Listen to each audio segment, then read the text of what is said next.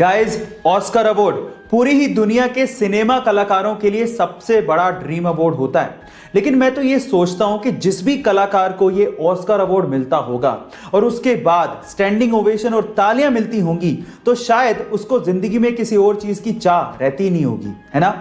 चलो मैं इससे रिलेटेड एक सवाल पूछता हूं। क्या आप ये जानते हैं कि ऑस्कर अवार्ड की हिस्ट्री में किस कलाकार को सबसे लंबा स्टैंडिंग ओवेशन दिया गया? तो चलिए मैं आपको इसका जवाब देता हूं।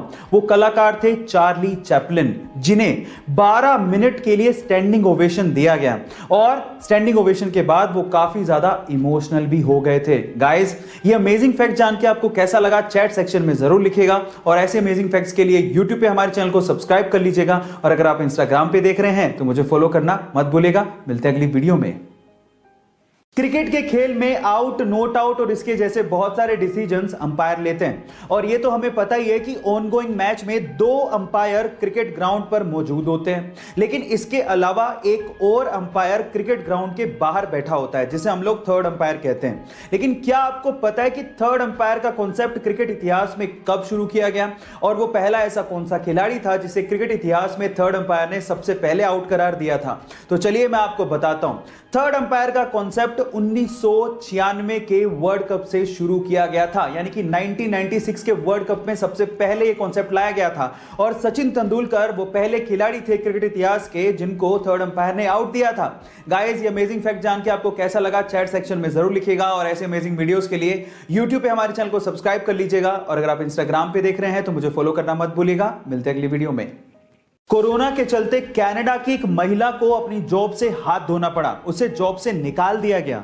लेकिन जॉब से निकाले जाने के कुछ दिनों बाद ही वो महिला 437 करोड़ रुपए की मालकिन बन गई। लेकिन इतनी बड़ी रकम वो महिला नहीं जीत पाती अगर उसके पति ने सपना ना देखा होता। जी हां गाइस, ये बात सच है।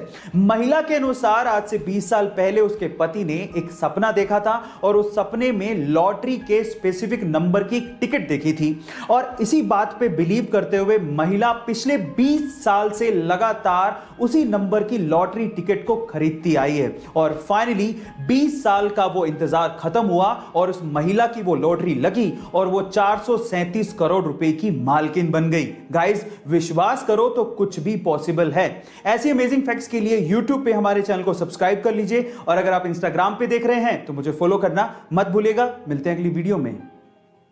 धूम्रपान स्वास्थ्य के लिए बहुत ज्यादा हानिकारक होता है, इससे आपको कैंसर भी हो सकता है। लेकिन प्रॉब्लम तब आ जाती है जब इसकी लत लग जाती है और फिर छूटती नहीं है।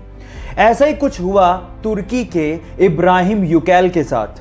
वो अपनी सिगरेट पीने की आदत को छोड़ना चाहता था लेकिन छोड़ नहीं पा रहा था, बहुत परेशान हो चुका था। तो उसने एक तरीका निकाला।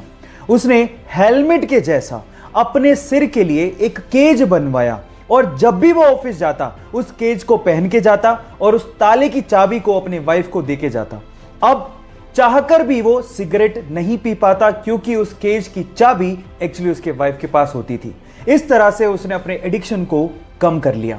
लत छुड़वाने के इस अजीबोगरीब तरीके के लिए आप क्या कहेंगे? चैट सेक्शन में लिखना मत भूलिएगा। गाइस, ये घटना है दिल्ली के इसी लॉकडाउन के पीरियड की, जब एक ठेले वाला अपने ठेले पे फ्रूट्स बेच रहा था। लेकिन थोड़ी देर के लिए उसे किसी काम के लिए ठेले को छोड़ के जाना पड़ा।